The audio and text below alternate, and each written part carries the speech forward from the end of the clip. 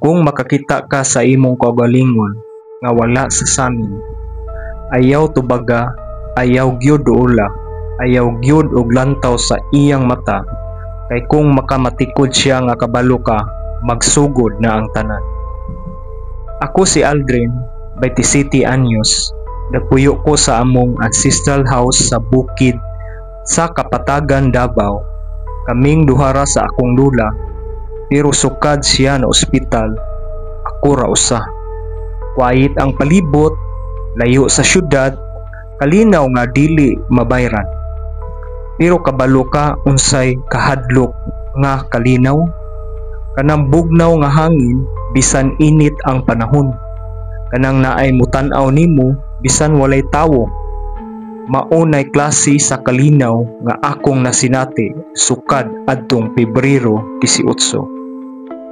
Alas 4:07 sa buntag sayo, namatngon ko, giuhaw, nigawas ko sa kwarto para moinom og tubig. Pagbalik, naanay nilingkod sa akong katre.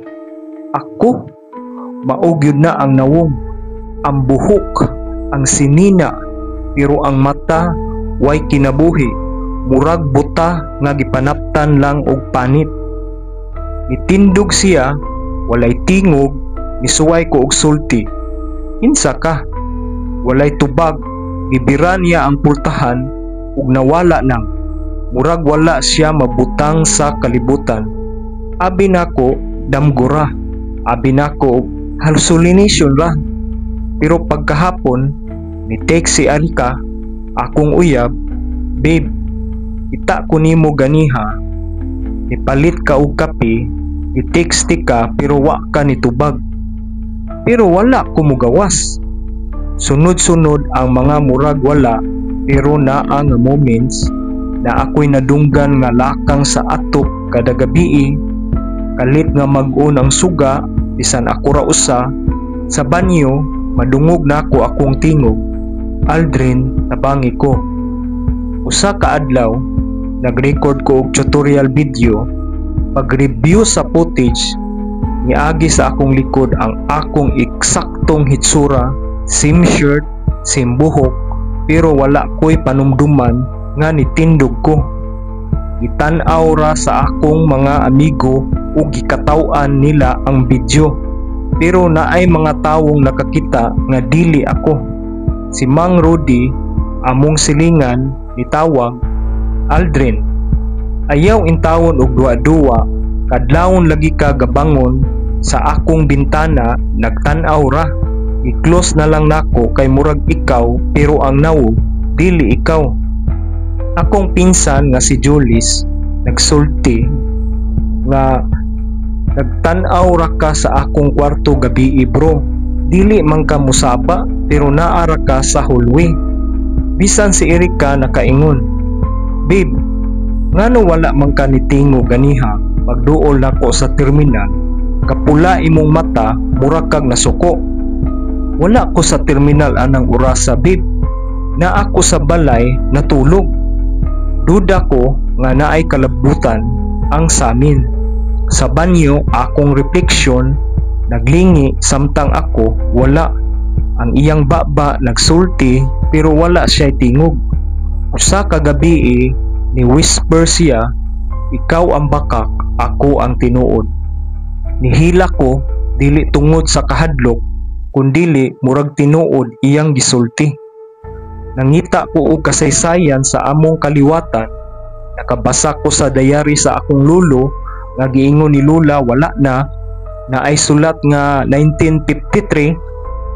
Ang akong anino nagsugod og lihok nga wala ako. Ang akong kalag gibahin, usa nako, usa sa laing kalibutan. Pagbasa nako ato, murag ni sod og bugnaw sa akong kalawasan, ibalot ko og kusog nga hangin. Nadungog na sad nako ang akong tingog sa likod. Balik na diri, Aldrin. Idagan ko paingon sa syudad. Nagpuyo ko sa akong kasin sa Cebu, tulo ka adlaw, way samok, hangtod. Pag-upload nako og video sa YouTube na ay ni comment, kuyawan nimo gabi, bro, murag lain imong nawong pagtan-aw nimo sa akong sakyanan. gakurot imong liog. Wala ko ni gawas. Pag-check na ko sa samin na ay dugo sa akong liog. Private number, nag-vibrate akong phone, alas 3:17 sa kaadlawon. Tingog nga ako pero mas lawom og tingog. Kung mubalik ka, ikaw ang mawala, ako ang magpabilin. Pagka Sabado, si Erika ni text nako, salamat sa pagbisita ganiha babe, pero wala ka nitubag, nagtindog ra ka sa pultahan, tanaw lang nako hantod na sira na lang nako ang pultahan. Wala ko ni adto.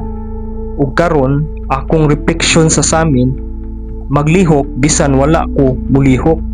Sa bintana makita ko ang akong nawong, pero sa sulod ako naa sa gawas.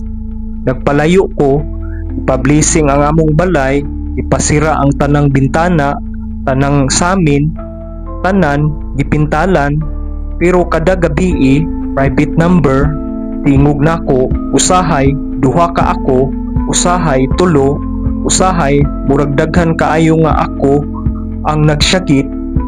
Sa akong damgo, ako na ang nagpukaw sa bintana, ako ang nagapangita sa lawas sa akong buhion ug usab. Kung makita nimo imong nawo nga dili sa samin ang gigamit, dagan ayaw pakiglantugi, kay kung masakpan ka, dili na ikaw magsugod sa buntag, dili na ikaw ang gamiton sa imong lawas, ug wala na kay kalag nga makigbiso.